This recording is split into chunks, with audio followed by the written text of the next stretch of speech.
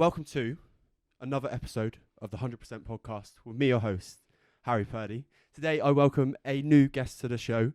She is the owner and creator of G's Dance. She teaches and encourages women to find inner confidence and self-belief through movement. Welcome to the show, Georgia Green. Thank you very much for having me on the show. That's a lovely intro. You can do that all the time. Yeah? What? Every week. Every week? Just come along every Wednesday. Hi, guys. Funny you say that.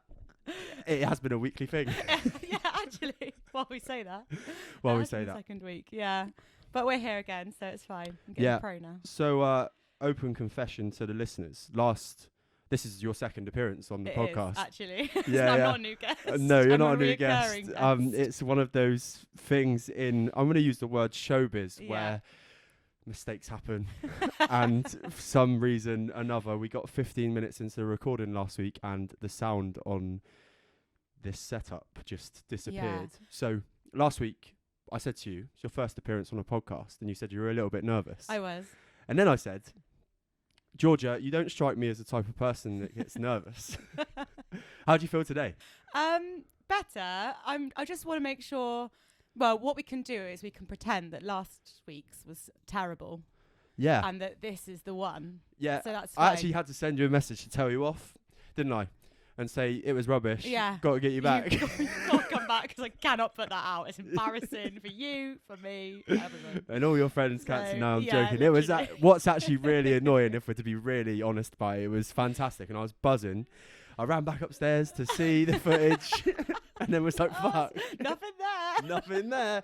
Yeah, and then had the the all-time, obviously all those thoughts go through your head, right? And this is going to link into the conversation that we have today about performing and being ready for stuff and all the preparation you can do. But sometimes you can do all the preparation in the world and something just goes wrong that you can't control. And no. that's what happened. It is. And we'll just say it was a dress run, and they say that there's got to be issues in the dress run for it to be a good performance. So well, and also I think it's just made it very, very personable now that you've realised that I am very much human and I make so many mistakes. Oh, definitely. I don't feel like I'm sat across from a celeb now. You're just a normal person. Harry Purdy is fine. Yeah, so normal. But also one thing that I'll say is thank you so much for giving me the opportunity to come on again. Obviously you get those thoughts, right? Like, what's she gonna think? What a fucking donut. Yeah, I was love about you all over. I'm joking. Do you know what? If you were, fair enough. You're still here and you're still came back. Yeah, you came back. It couldn't have been that bad and I really appreciate it. But fundamentally, you're here to talk about your dance, your movement, what you try and inspire onto others, and your journey all the way through all of these things that you've done, from dance school to G's Dance to working with Emily, who I know about already, believe it or not. But that journey right at the start, you said, I know that you used to struggle a little bit with the fear. As such, and why is that? Why was it such a big thing when you used to go to dance school and all these different performances that comparison to others and all those things was such a big thing? Yeah, I think it's just instilled in you, and I guess it depends what sort of dance training you have from a young age, but you are constantly comparing yourself to others because it's such a hard industry to get into, and you're constantly auditioning or wanting to be at the front of the line, and all of that straight away is a competition. So immediately you're like, if the minute that you're not picked for something, or if you train somewhere from a young age where favourites are a thing, which they were in my first dance school, and that's why I work really hard now to not make them a thing. If you're a favourite, then the minute that you're not a favourite, you're suddenly like, well, I don't get it. What do you mean I'm not what do you mean I'm not the front, or what do you mean you're not picking me? I get picked. Do you know what I mean? So then you immediately doubt everything you've ever been told, taught, learned. And I think deep down, I'm a bit of a worrier anyway. I've always been a bit of just in myself, I'm a bit of a worrier, a bit of a people pleaser. And it's taken me a long time to sort of come to terms with that, sort of learning that about yourself, as a human. I think that's quite an adult thing that you don't realise until you're older, that I know I'm a people pleaser and I need to not be as such. But I think that's just from constantly wanting to be picked, be the best, be the one at the front of the line, like especially when you're a kid and you're at dance and stuff, because you're really passionate about something. So obviously, but that just makes it quite a toxic environment sometimes. Then you just worry, are these people going to like me? Are these people going to like me? And then that sort of trickles down into, doesn't just remain in the dance studio anymore. It then trickles down into like real life and, oh God, am I good enough at this? Or am I going to be good enough at that? And stuff. So it's just sort of realizing you've got to look back at everything you've done and think, oh yeah, I was good enough, because otherwise I wouldn't be here now. Do you know what I mean? So it's sort of that reminding constantly that I want to make other people feel good, so I have to make sure that I feel good first. Was there a moment, because when I was like, the one comparison I've got for this from my head is a funny one, is when I went from primary school playing football, which I was the best player in the year 6, and then I went to secondary school and played football. The pool of players is different, and quite quickly you realise, wow, like I'm 100%. Nowhere near it. Yeah. Was there like a kind of step up like that from when you were performing locally and then you went to the dance school? A million. That is like the perfect way to describe it. Like, you're in Yeovil, which, for those of you that know Yeovil, lucky you, it's small, like everyone knows everyone, and there's like, it's quite saturated with the dance schools considering the size of it. And I got into a dance college on a scholarship, so obviously I'm thinking, yeah, bee's knees, whatever. And then I get there, and in Yeovil, I'm the only girl that's got curly hair like me, the only girl that looks the way I look and can do this style and whatever. And then you go to a dance college, London. Yeah. You're not the only one anymore. No. There are literally hundreds of you, and you're like, oh, I'm not unique anymore.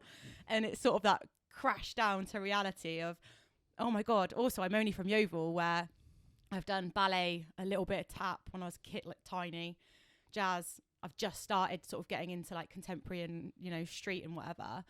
And then you're at a dance school where there's kids that live in London, that their teachers are professionals and they have done everything. They can do tricks. They've done audition prep. They know, they've got sisters that have done it and cousins and aunties, and their life is this, and they've done all the competitions and everything. And you're a bit like, oh God, like it's literally starting again. And if you've not had that preparation for that change, then it does literally hit you like a ton of bricks, and it is a little bit like, what have I done? Why am I here? And you're having to re-establish yourself all over again. And especially like, I guess the only thing with school is that you potentially go with a couple friends, like from primary school. Not everyone does, obviously, but the majority, you'd like to think you bring people with you. But I literally went from living in Yeovil to, hours away, nobody, first time living on my own. It's not the same as uni, so you don't get like a student loan and all this stuff. So suddenly I had 3 jobs. It was just mental. It was such a huge transition. And if your dance school and teachers and whatever don't prep you for that, you are such a fish out of water. It's crazy. So that's why with Emily, who I work for and teach her younger kids, we're really trying to make sure that is something that they know is coming. Yeah. Because it's so important. Yeah, 100%. And with your journey from like whatever you were doing locally, when did you know that you really wanted to go to dance school and that was something that you really had a passion about? I think always. Like, I first actually, I say auditioned loosely because I didn't quite get that far, but I first tried to get into dance school when I was about 12. My dance teacher at the time was like, she needs to go and do ballet, like she should be a ballerina, which is hilarious because I'm so not ballerina. No, I'm not built like a ballerina. Nothing about me is phonetic, but I was quite good at ballet at the time. And my dance teacher was like, yeah, you've got to go. So like I had the forms, the photos, the applications, everything. And I actually sent them off, I thought. And then I found them like 2 years, just didn't ever hear anything. Found them like 2 years later, and like, bless my mum and dad, they were just like, we just can't afford, like it's so expensive. Like we just can't afford it. Like it's not, not because they wouldn't want it to, they'd love to, but it was just such a huge thing to ask. And I think my dance teacher just didn't really comprehend the ask, and I don't think they really wanted to say no to me. Yeah, of course. But so carried on with that, went to college, wanted to go from school at 16. My mum and dad were like, no, get your A-levels, like let's just be sensible. So I was like, right, I'm gonna do dance A-level then just to prove it. So did dance A-level and obviously other A-levels, and then as soon as I was 18, I was like, right, that's it, like you have to let me audition now. So literally auditioned for everywhere, and then was lucky enough to get into 4 places, one of which I got a scholarship for. So that was the obvious choice, and I loved it because it was like quite a homey feel. It was like a smaller dance school, so it was quite nice. But yeah, so that was the journey there. But it is mega. Like I said, it's not uni. You don't get like student loan or anything. Or I think it's different now because you can do degrees, but not all of them offer that. So if you don't get into that, it's literally on your own. It's mad. One of the things that isn't spoke about enough, but is well known, is that it doesn't matter what professional industry you're in. So if you look at football, it's ruthless as fuck. If you look at music, it's ruthless as fuck. Yeah. But if you go into showbiz, it's exactly the same. Oh, it's horrible. Obviously, if you want to go for it, guys, go for it. Yeah. Did you notice that straight away? Yeah. And like I said, I'm a worrier. I'm quite emotional. Like my friends, like my family will tell you, me and my sister were like chalk and cheese. I'll like cry over an advert about a donkey, and I've never seen her cry in like 26 years alive. So I'm quite emotional anyway. So like I think that's where my parents were a bit like, are you sure you want to do this? Like, it is going to be really hard. And straight away, like, luckily I lived with third years in my first year. So they were able to give me like the little tips and tricks and insights to certain teachers and stuff. So I'd go to like my first jazz lesson, and they were like, you have to have a full face of makeup, make sure you're wearing all black, tight clothes. Like, you need to look like you're ready to go on stage. And I was like, what? Like, I used to go to ballet, like in my joggers with my hair shoved on my head. Do you know what I mean? What do you mean? Obviously, I listened to them, and we literally were put in a line, and our teacher was like, no, you look minging, you need to lose weight. Where's your makeup? What have you done with your hair? What outfit is like? It was brutal. Like, that was like week 1. And of us all just being there like, oh my God. But I get it, it's just preparation. I mean, I think they're very different now. This was a long time ago, obviously. So I think, like, mental health's such a bigger thing now. So they are, probably a bit nicer. But as an industry, like, you go to an audition and you literally walk in and they're like, no, yes, no, before you've even done a turn from the corner.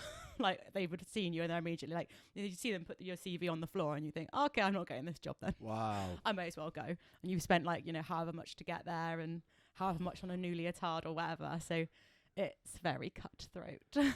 Yeah, it's like, I was listening to a podcast today actually, but it was on football, believe it or not. And they were like, the guy in it was saying how the industry within football, like the academy lads, are kind of treated way differently to 20 years ago, where obviously it was way more cutthroat. Like, you would get called if you were having a bad game, you get like literally told you were shit now. And the point of it was, like, he was saying that the way that it's ran now in academies, it's like a softer approach, and what they're not ready for is to step up into like actually going into playing in stadiums, where somebody in the could literally say your mum's a whatever, like, you could straight on the mum. And well, that's like, do you know what though, like, being in football stadiums, that's what they do.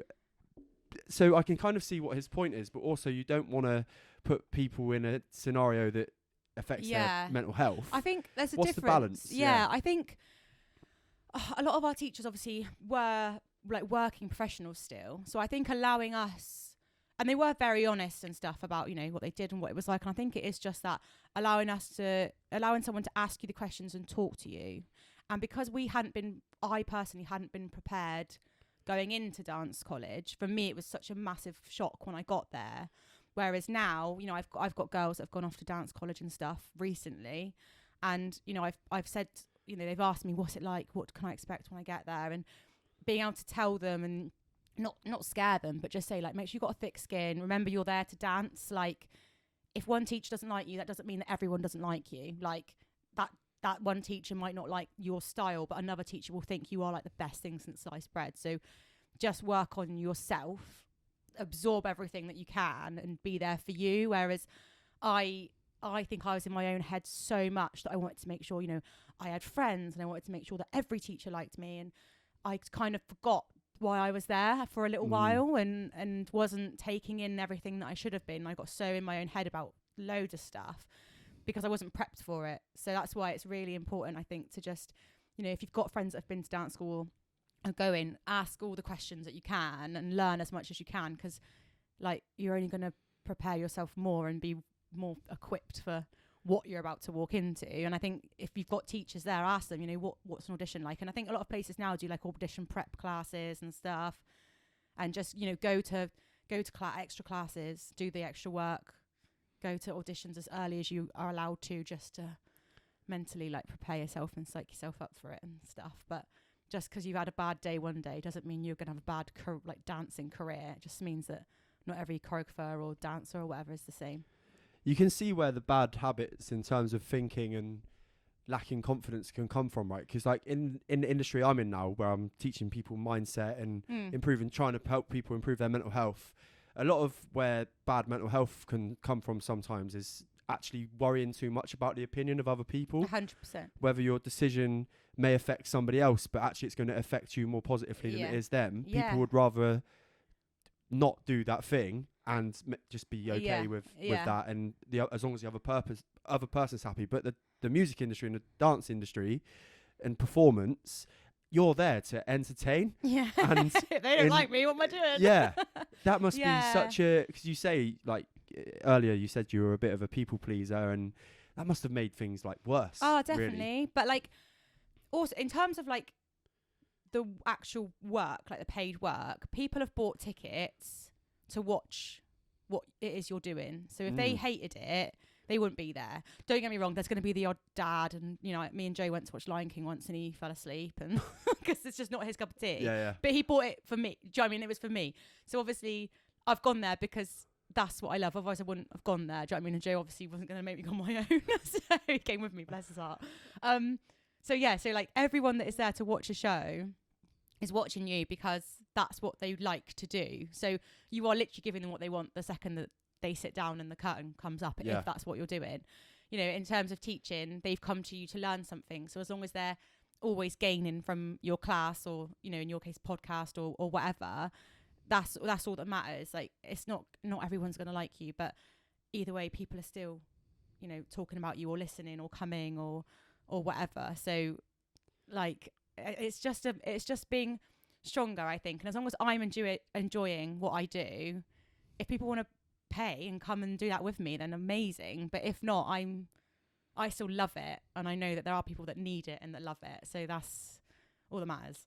What is it you love the most about dance and teaching dance and coaching dance then?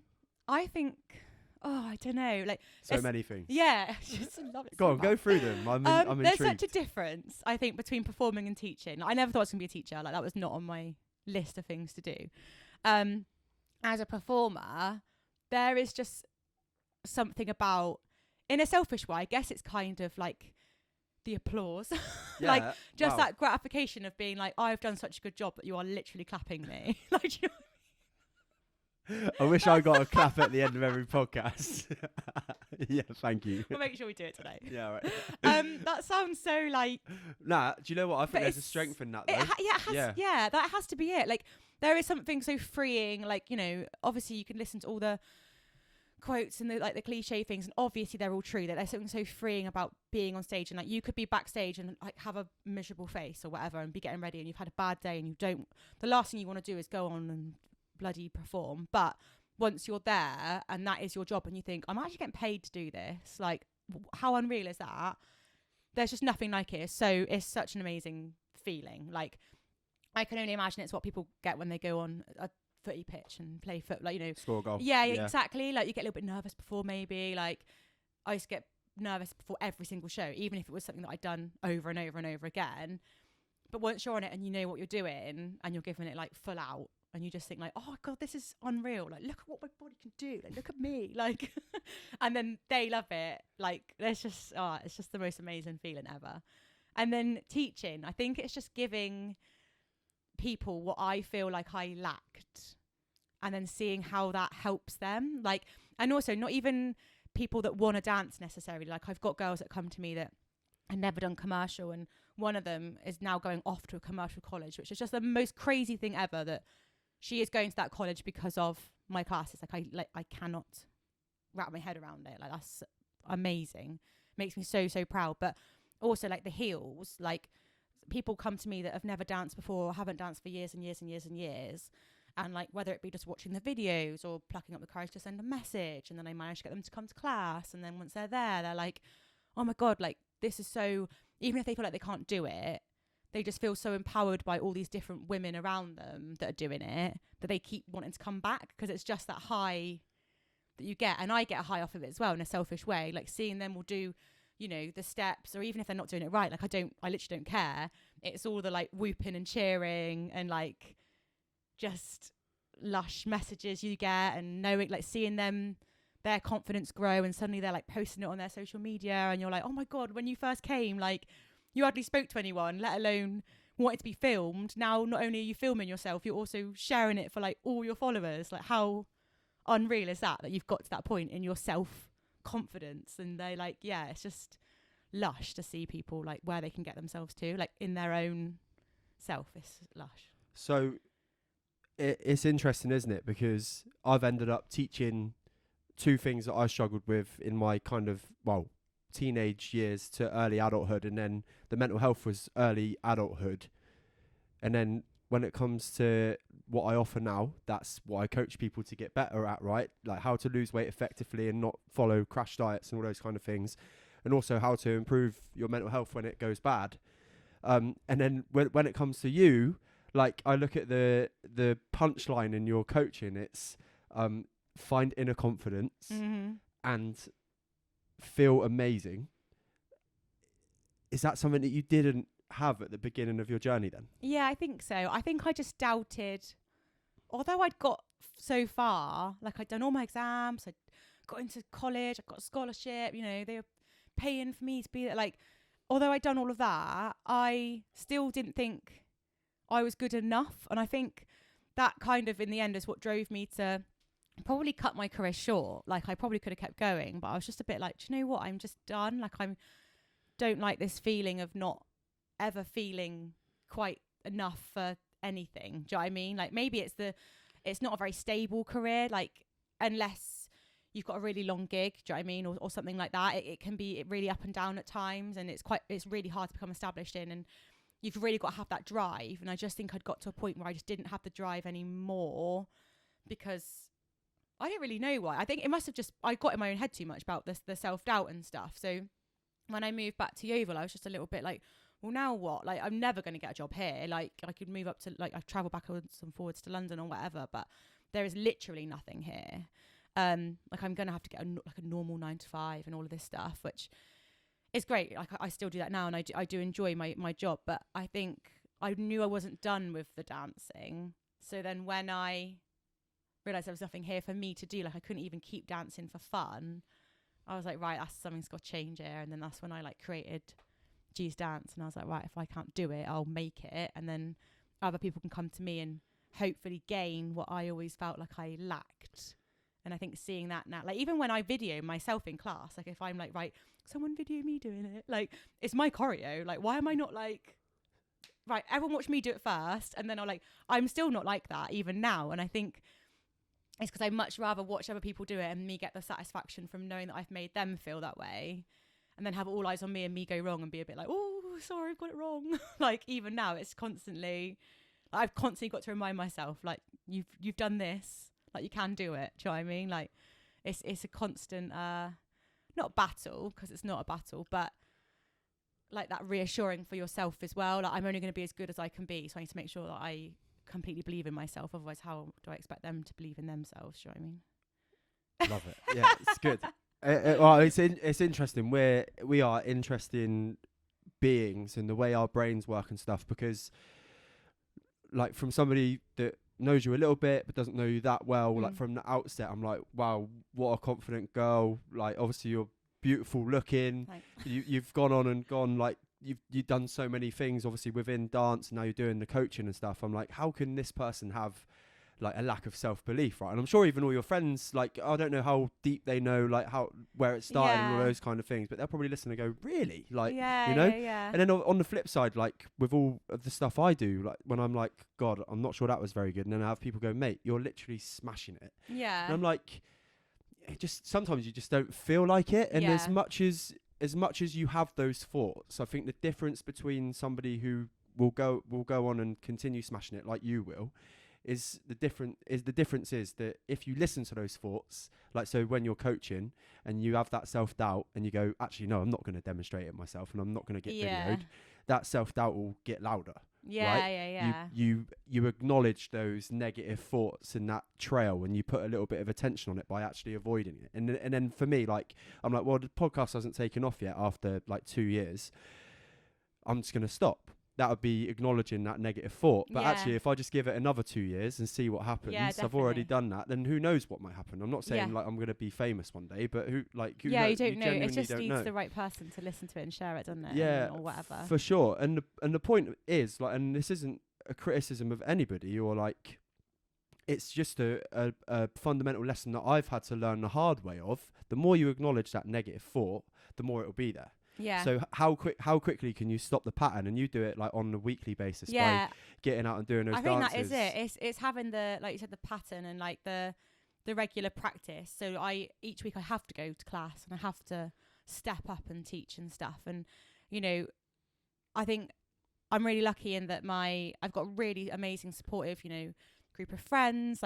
Like all of us girls met through dancing, so we're all aware whether we went on to do it at uni or, you know, that didn't carry on or whatever. And I've got friends that will come to class like when they can and things like that. And I'm really, really lucky in that sense that they all are obviously supportive and understand almost what's going on because they've been in that, you know, that industry in those classes. And the family as well have been amazing. And obviously Joe's been amazing and everything like that. But it is always that you're the one that's putting yourself in that situation. And if I didn't love it and enjoy it and get something out of it, then I wouldn't keep putting myself in that situation. And I kind of like the fact that I'm not 100% fulfilled every week because I know that means there's more to give and more to do. And I think the minute that I get bored or the minute that I'm a bit like, yeah, all right, well, I'll do it, or this is easy, okay, we'll go again. Like, I don't ever want to feel like that. No. And I don't think I will. But I think the fact that I'm still like almost a little bit nervous with it all is exciting because it means that there's more for me to do, and I know that there's more that I'm going to step into, and it's going to go further and stuff for me as well. So I don't mind the feeling. They say that's a sign of doing something that really is the right goal for you. Yeah. Something that makes you a little bit nervous. Yeah. Or really nervous, but also like has that feeling of fucking hell, I want more of it, you know? Well, yeah, I know that there's so much more to be done. So I'm not complacent with it at all. Yeah. So it's good. And then the final question. No, hold on. Goodbye. Yeah, see you later. Thanks too much. Final question on what you've just said about the good feeling from what you get with your coaching and stuff. Like, has there been, I know you mentioned a girl who now videos themselves, like, and they're happy to share that. Is that like one of many good stories that you've had when it comes to like giving people confidence and that energy? It's such a community. Like, I don't know why I never expected it to go this way because, like I just said, I met like my best friends at dance. Like, one of us just got married. Like, we were her bridesmaids, and like they went to school. They all went to Stanchester. Yeah, I went to Westfield. Yes, Westfield massive. And but I met them dancing. So, and obviously we became a community, and we're still best friends now and whatever. And we went to college together, and like. So I don't know why I didn't expect it to become a community because it is such a community thing. You're all there at the end of the day, not because you have to go to school legally, but because you all love dancing. You've all come together for these reasons and stuff. And they are just such a lovely group of girls, and boys. Sorry, I've got a boy that comes to commercial. I keep forgetting. Go on, Bradley. So we do socials. We get together in the evenings. We go bowling. We've got a quiz night for one of the girls' dads coming up and stuff like that. Like, we all do so much together now. We've got WhatsApp groups, you know, we share videos, everyone's always hyping each other up, and we've been through like breakups together, like, you know, girls that have gone through different stages of their lives and engagements, babies and all sorts. So it's like we are such a tight-knit community now. Like, it's so nice to see not only are you empowering women individually, but also like friendships. Like, a couple of the girls had moved down this way like through meeting partners and stuff and didn't know anyone, so then they started coming to class because they'd seen it advertised, and now they all hang out all the time, and they're like literally saying, you know, we're so grateful for G's because I've literally made friends in Yeovil, and if it hadn't been for G's I wouldn't have necessarily made friends as quickly or found friends that I've got so much in common with and things like this. And like the fact that you can create something so small that was actually a selfish thing originally because, you know, I wanted to dance and I there was nothing. So I thought, oh, start singing on my own, cheers.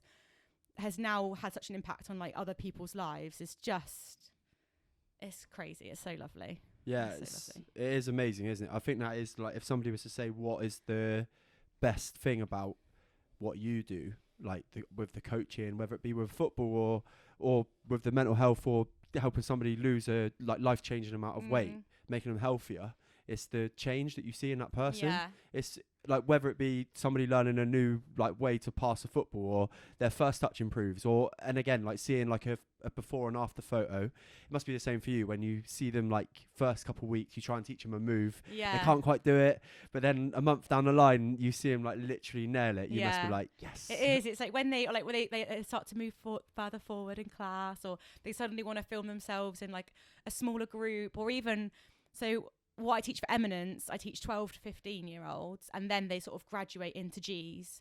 So now I'm seeing the first lot of girls go from my like team commercial for Eminence Dance Academy, then come up into my own classes. So then they're new, like brand new little 15-year-olds, and they're, you know, stepping into like the big girls dance group. And then I've got people in that class are now 18 that are coming into my 18 plus, and you're seeing these dancers like genuinely grow up, and it is just crazy because you're like, oh my God, I've never had this situation before. You know, I've got a niece and nephew, but they're like, God, this is nearly 2 and nearly 5.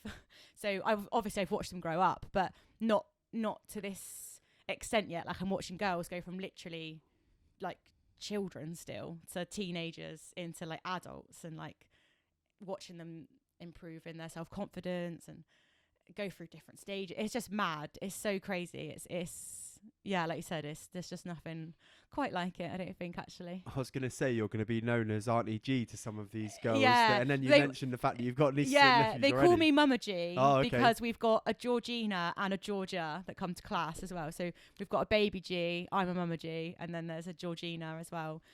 Also, the fact that they only call me G is so weird because I forget. Like people walk in, like brand new people, and they're like, hi G, and I'm a bit like, oh, that's me.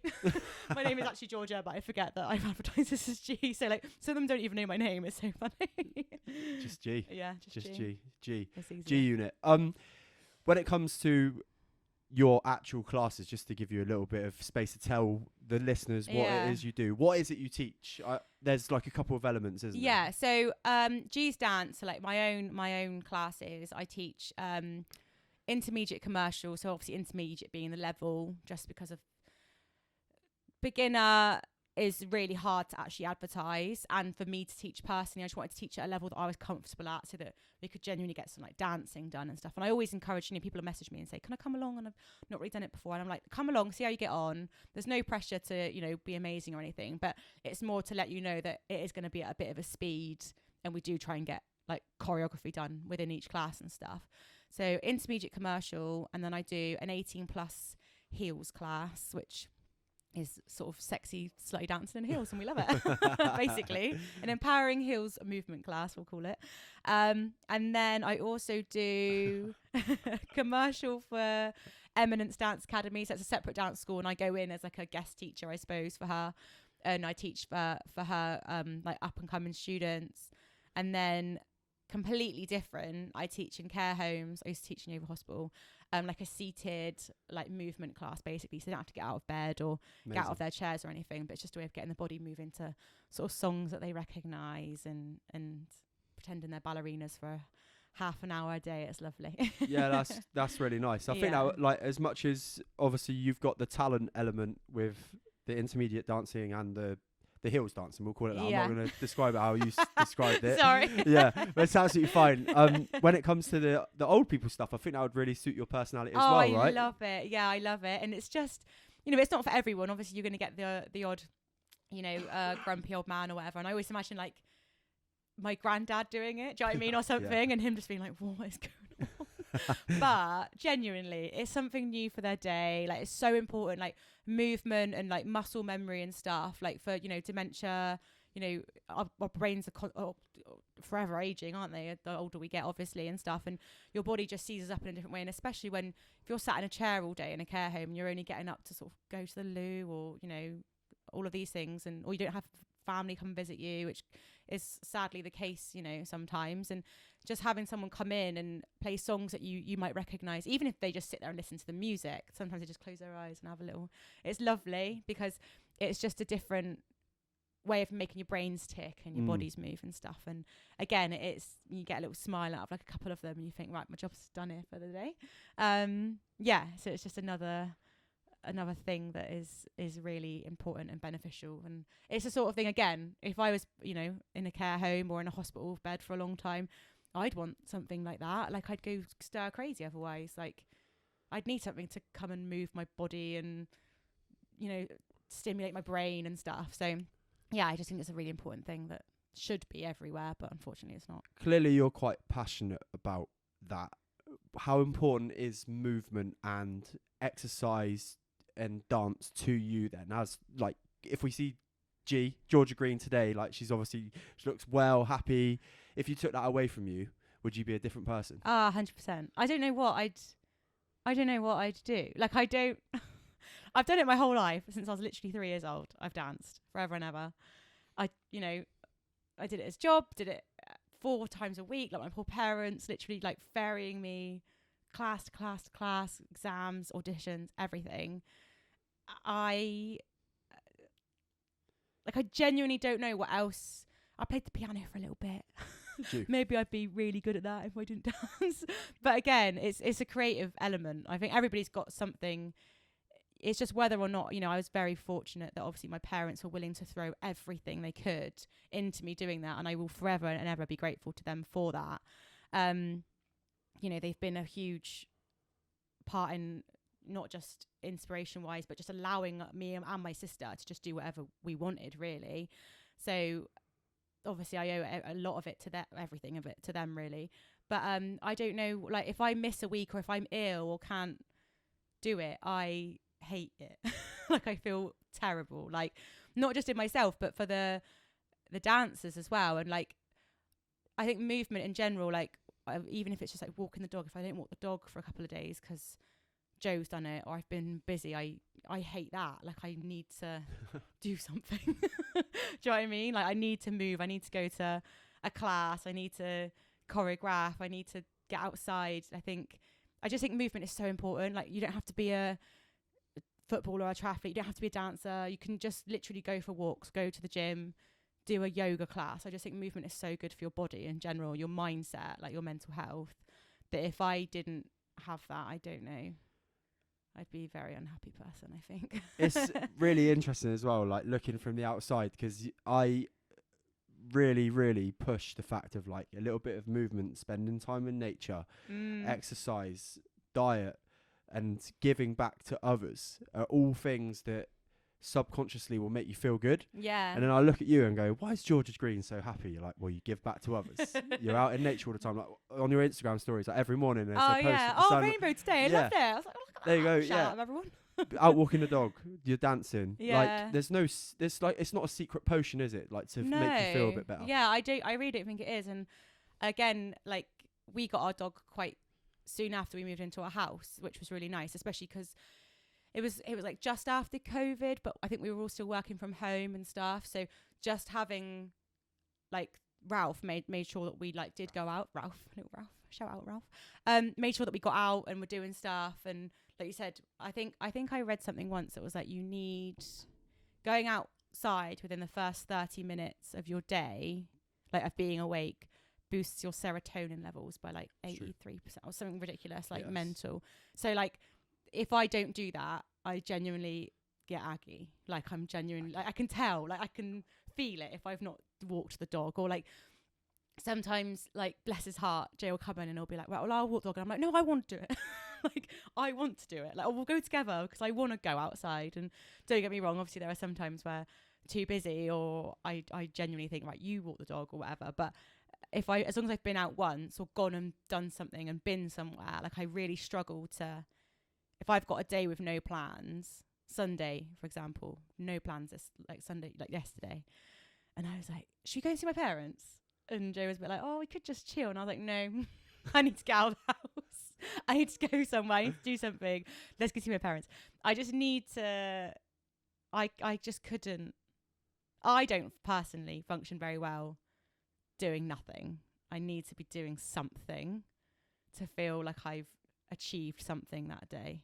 Again, it's like those little targets. Do you know what I mean? Like I need to feel like, okay, now I've deserved this rest, which can actually be sometimes quite unhealthy because I struggle to just relax. But as long as I feel like I've earned that relaxation period, which genuinely I do because I work so much, so I shouldn't feel like that. But as long as I've done something in that day, I then feel like, okay, I can chill because I've taken the dog out for an hour or I've done something like this. But yeah, back to your earlier relevant question. Well, that's good. It's good wrap. Yeah, I feel like literally outside, move your body, speak to people, or like you said, give back to others. Like anything like that, it isn't magic. It's just stuff that makes you genuinely feel nice as a human. Where does that side of you that can't sit still come from?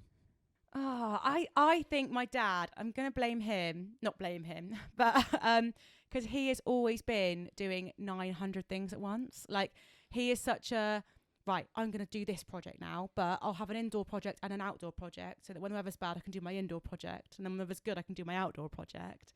Whilst working, when we were kids, it was playing rugby. And then while cycling to work, because that's good for you. And then I can get to work, but I'm also working out my body.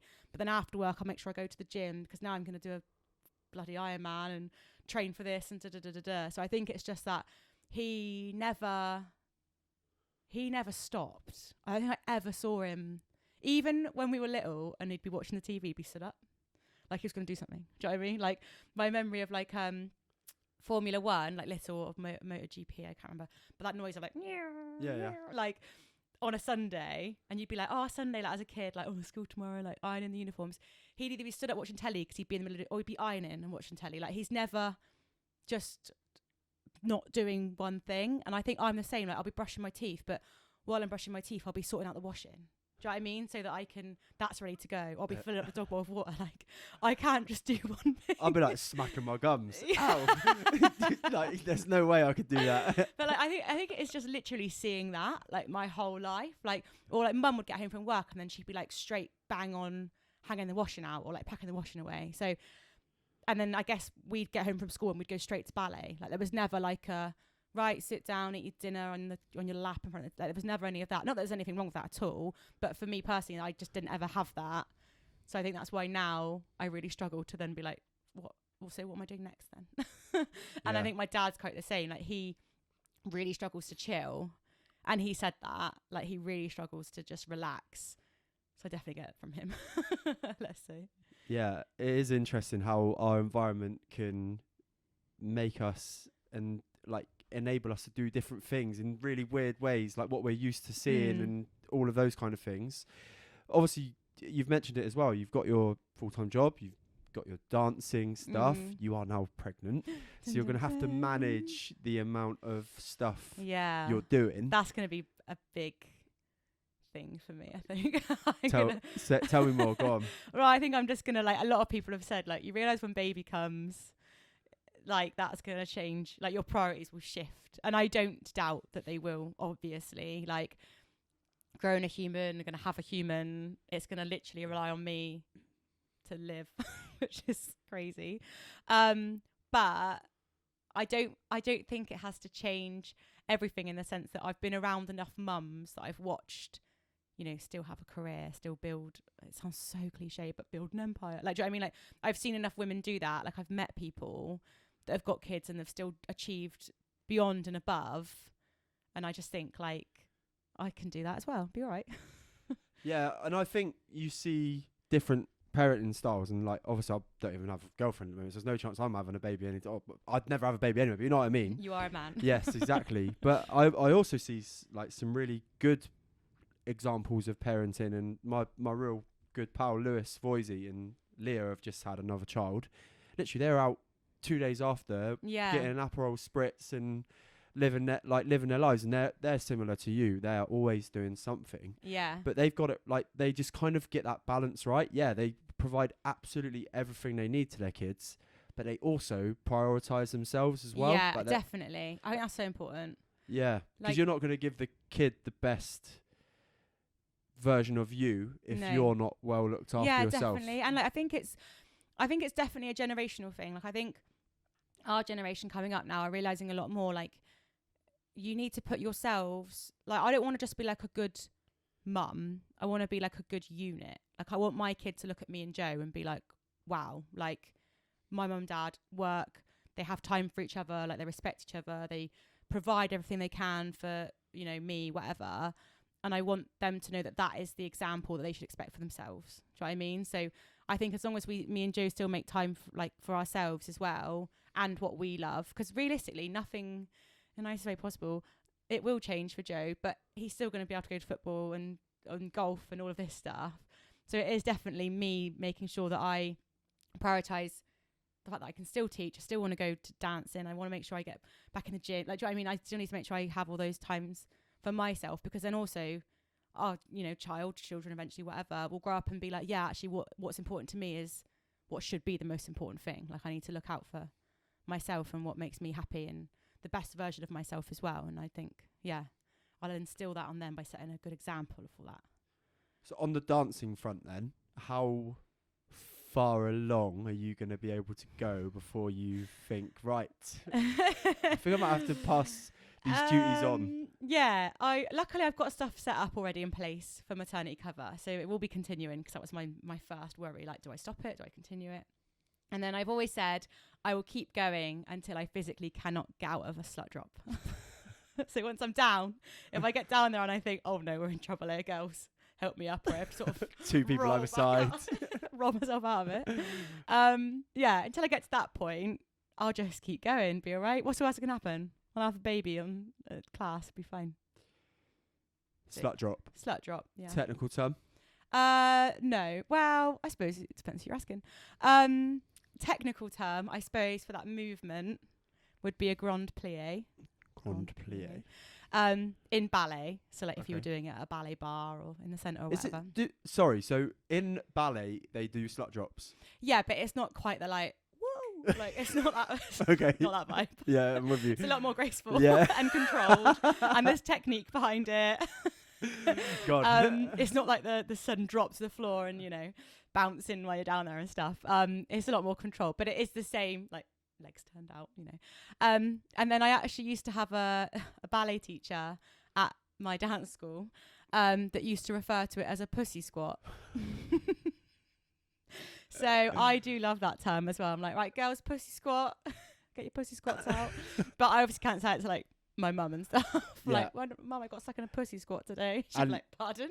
You can't use that before they get to the over 18. Oh no, I only use that in over 18. Yeah.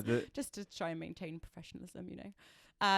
But yeah, she used to call it pussy squat, which was hilarious. So that's very much stayed with me. How did that go down in class when that came out of her mouth for the first time? I think we all sort of laughed in disbelief. Yeah.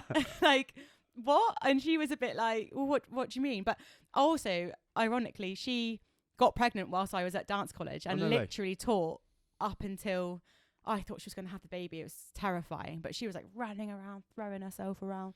So I know it's possible. Like, if you do it and your body's used to you doing it, like, there's no need to sort of stop. But she was quite a terrifying woman that you did very much want to like you, because if she liked you, then you knew, like, this is the tits. But yeah, so I think we were all a bit like, oh yeah, that's a really good word for it, miss. We love that as well. Yeah. What was terrifying about her? She just took no shit, but, like, not in a horrible way. Like, not in she wouldn't, like, call you out, but if you just did something that wasn't, like, correct or didn't behave in a certain way, she just wouldn't. She'd just be like, what are you doing? Like, okay. And ignore you. You'd be a bit like, oh no. And she was just really, like, straight, like, to the point, cutthroat.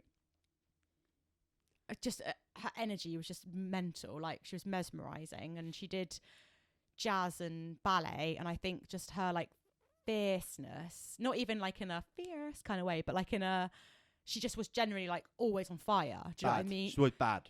Always on it. Yeah. Like, it was just mental. Like, and it was terrifying because I'd never really met anyone like it before. But I also wanted to be her, like, best mate at the same time. Do you know what I mean? So she was an incredible teacher, woman. And she played, my dream was to be if I was going to do the West End route, was to be Roxy in Chicago. And she did that. And I think I was just like, I need to be you. But I didn't give enough 0 fucks like she did. So, but yeah, that was the thing. She was just wild, and she came up with pussy squat. So, which when you're in a ballet class is not what you expect. No, and something that it clearly has stuck with you. It has, definitely. Yeah, for sure.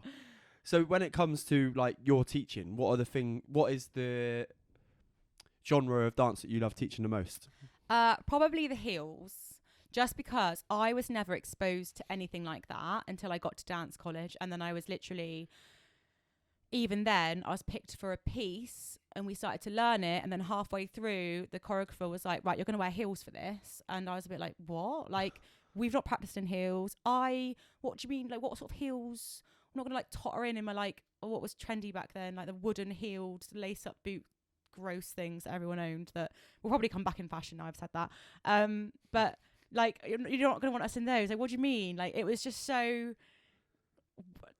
I just had never, in little old Yeovil, like I'd never done, oh God, sorry. Headbutting it. Yeah, nice. Just give a little chin.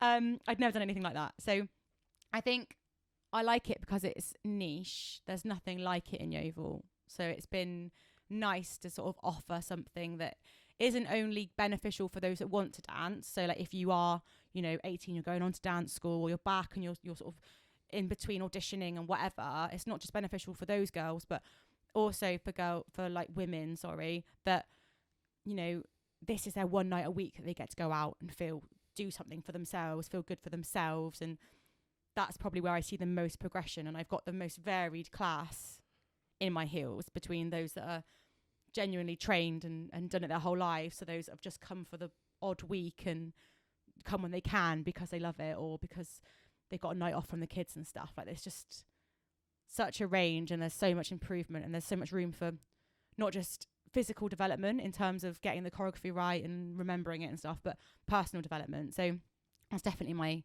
probably my favourite class. Not necessarily like favourite dancers, guys, don't worry. But like class to teach. Yeah, that one. I just think it has the most impact. It's lush.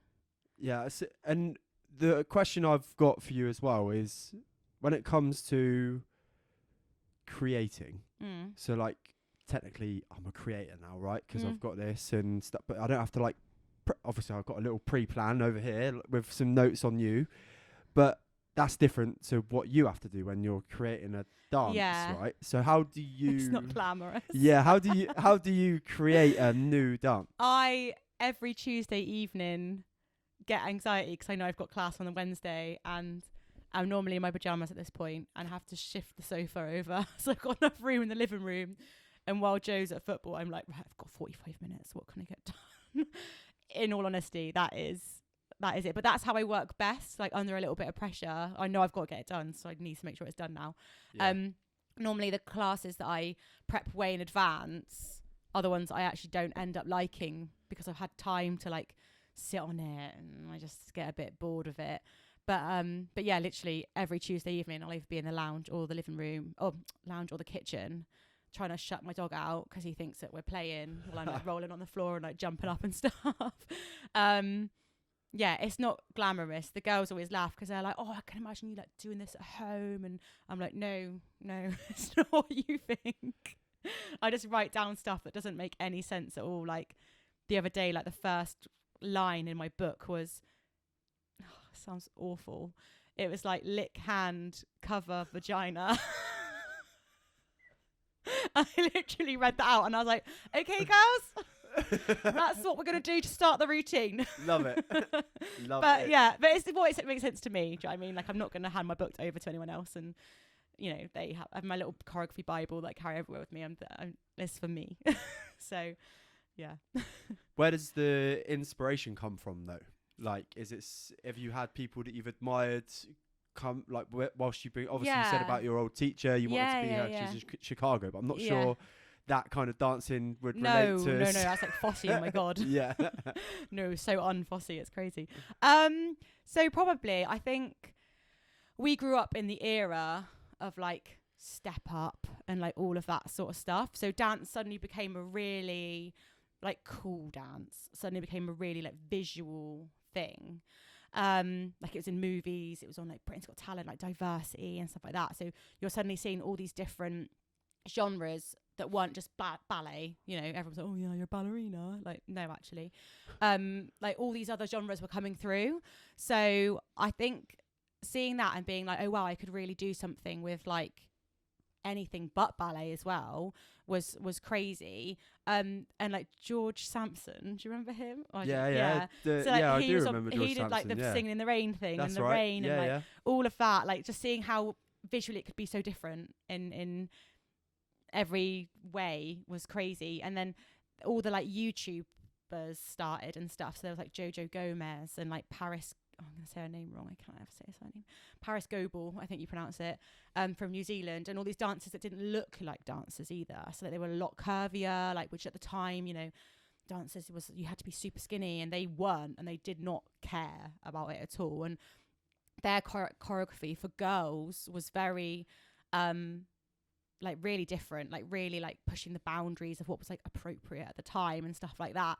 And I think growing up seeing them, I was just like now even watching them, like they're still going now. And Paris is just, she choreographed like Rihanna Super Bowl and stuff like this. And it's just like the things that you can do just by being a little bit different.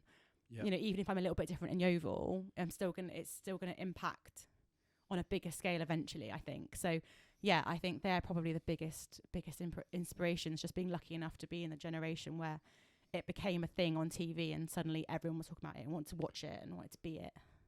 Because fundamentally it's an art, right? Yeah. That's it. And I guess somebody who goes and they love like traditional art, like they go and see a painting like on the wall, is the same feeling as, for example, I got when I went to watch Chris Brown earlier in the year. Yeah, sick. And saw all of his choreography and how he can move. Yeah. And it wasn't just, well, obviously he's like the star of the star of the show, it's his show. But the people that were dancing with him, doing all sorts of unbelievable things, to the point where you're like, I don't know what's more incredible here. The fact that I'm listening to like a guy that I love. I know he's a bit controversial with his like story and stuff. But genuinely as an artist, he's like one of the biggest. Like if not the biggest. I'd love to know how many like downloads or whatever he's had. For sure. But if you look at him, it's just phenomenal. And like even on his Instagram stories, if he like posts a video of him just in a studio, he can dance. It is one of my teachers at Stella was actually, one of his first jobs was dancing for Chris Brown. And I was just like, pardon? Yeah, How do I become you? Which is amazing. And I think I knew that it was something that I wanted to do when I'd go and watch live music, or I'd go to shows, and I'd find myself, even now, if I go to watch a show on the West End, I find myself watching like the chorus line, essentially, like the background people doing all the dancing. I'm watching them more than I'm watching the singers. Do you know what I mean? And I'm Googling like, where did you train, or who choreographed this show and stuff like that, because that's what I want to know. Or like, oh, I love that choreo. I wonder who did that. Like when Hamilton came out, like that was huge in the West End, because it was such an old story, but it was such a modern way of dancing for the West End. It wasn't all jazz hands and everything like that. And then I'm like, right, well, who choreographed that then? And where did they all train? And blah, blah, blah. And I think that the younger I was, but being interested in that, I knew it wasn't going to be something that was just going to become a hobby. Like I wanted to know who was making up these dances, where did they train, what were their inspirations. And yeah, it's crazy. It's such a big thing. Yeah, it's bizarre because like I was saying, you watch it and you're there for the music, I guess. And I know with hip hop and R&B there is that element of dance to it as well. There's a segment in the show, I think it was probably 10 minutes long, where all of the main kind of backing dancers, the better backing dancers, I guess, came out and did their own little segments, and they'd mix in like oh my god, I can't even think what it's called. Freestyle. Yeah. And like the different genres. There you go. And stuff. Yeah. What was that known, like freestyle in like the 90s? What was that called? Like breakdance. There you go. Stuff, That's the one. Thank you, G. Thank you. I felt like I'm right there. Oh my god, so much pressure. And I was like, you have to get this right.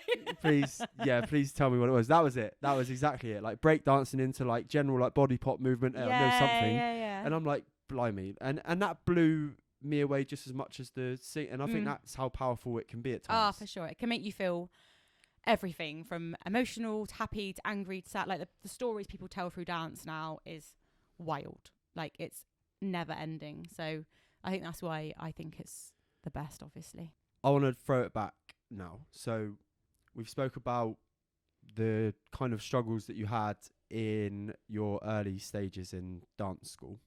If you could go back as Georgia now and have a little chat with just out of A-level Georgia, what would you tell her? Just that you are good enough, and don't waste a second of it. Like, really, like, it sounds so cliche, but like, really believe in yourself. And like, if somebody picks you for something, they've done it for a reason. If you get in somewhere, you've got in for a reason. If you're put in a certain position in a routine, you're there for a like, everything is done for a reason. So just accept it, learn from it, soak up every single thing you can, and believe in yourself. Because also, these people aren't, you know, in general life, teachers and everything, they're teaching hundreds of students every single year. They might tell you they're your favourite, but at the end of the day, when you've moved on, there's going to be another favourite. So you've got to make sure you're looking after yourself and that you're doing it for yourself to get the best opportunity for yourself. Because once you've moved on, they're on to the next prodigy. Do you know what I mean? So you have to do everything you can for you and soak up everything that they're going to teach you for you. Otherwise, it's a waste. So just believe that you were good enough, because I just don't think I did, unfortunately. Yeah, and when it comes to the busyness of your life now, and the fact that you do chase your dreams as well as all the other stuff that you've got going on, I'm sure you are going out later as well, aren't you? For dinner, work this, out for dinner. What would you like? Is there anything that you would say? So, like, if people were holding back from doing something that they really want to do, they've got this business idea or something they're passionate about, what would you say to them? What's the worst that's going to happen? You're only going to regret it if you don't do it. And then you'll just look back and be like, oh, I should have done that then, really. Like, if you do it and it doesn't work, at least you've tried it and then you know. But if you never try it, you're never going to know. So not everything is going to be easy. Like, I wanted to quit my 9 to 5 literally like maybe a year ago. And I had I still have it. I had a whole plan to expand G's Dance, and I was going to go into G's Fit, and I've got a logo, and I've got the idea, and I've got things written down. I did a 2-week free trial on Instagram, and all of this stuff. Got, you know, our friends lent us a camera for me to record myself, and all of these things were in place. I just didn't have the time. Like, I was just physically exhausted, and I just couldn't fit it in. And I had this whole like a realization, you know, me and Jo had a chat, and it was just like, now's not the time to quit your job and like try this. You know, if you've not got the time to dedicate to it, you need to build it up gradually to the point where we then feel secure enough to let go of it. And I felt like I'd failed and all of this stuff, but at the end of the day, I tried it. I realized that now wasn't the right point in our life, and actually now in my head I'm thinking, well, I'm aware I'm going to have a baby. I'm not naive to that, but I'm about to be off for, you know, however many months.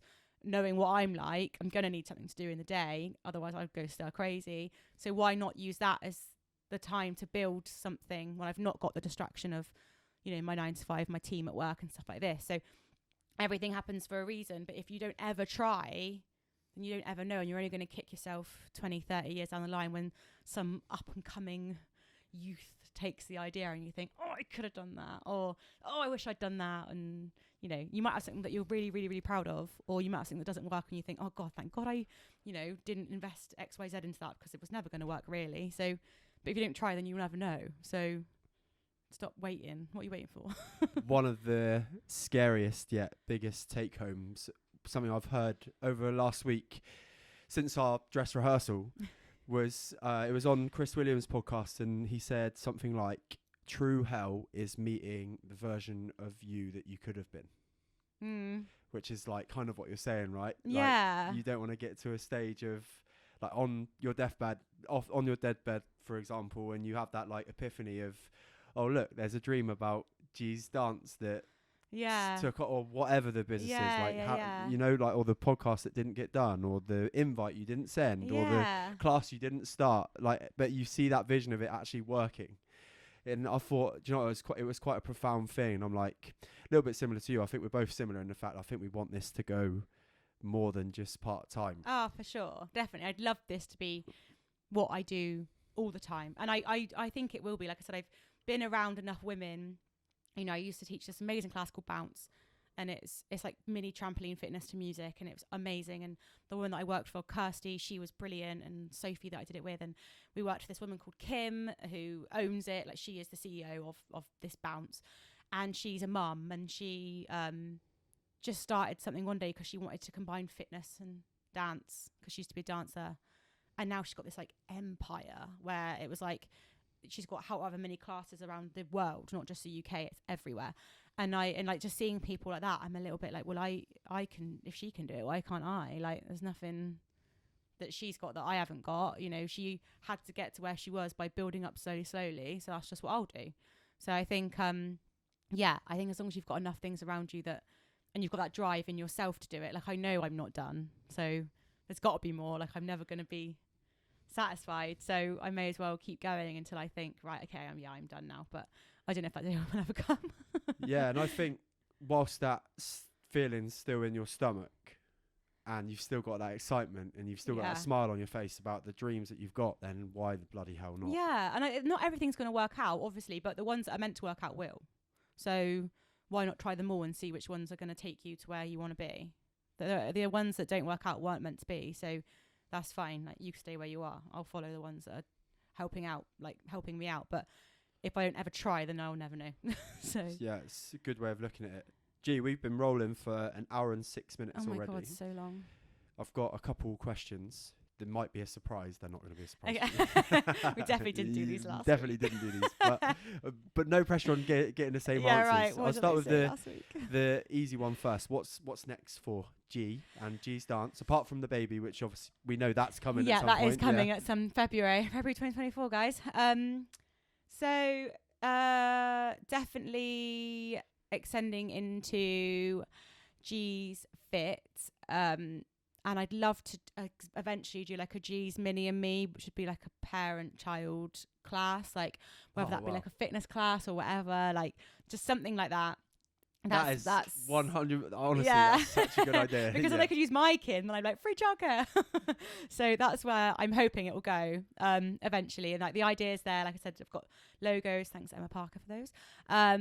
And stuff like that. I've got everything's there. It's just the time to put into it. So I'm really trying to use this maternity as like a positive time off situation. And then obviously with like Eminence teaching for them, like we've just started a cheerleading class, which is like the first one in Yeovil. And just continue to in her classes more like inspire the younger generation as well coming up, and teaching them like, you know, the proper, not just like dancing and technique and stuff, but like mindset and healthy mindset with dancing, because that's really hard. So yeah, definitely that. Incredible. And then the final proper question of today's podcast with Georgia Green is, what is the greatest bit of advice you've ever been given?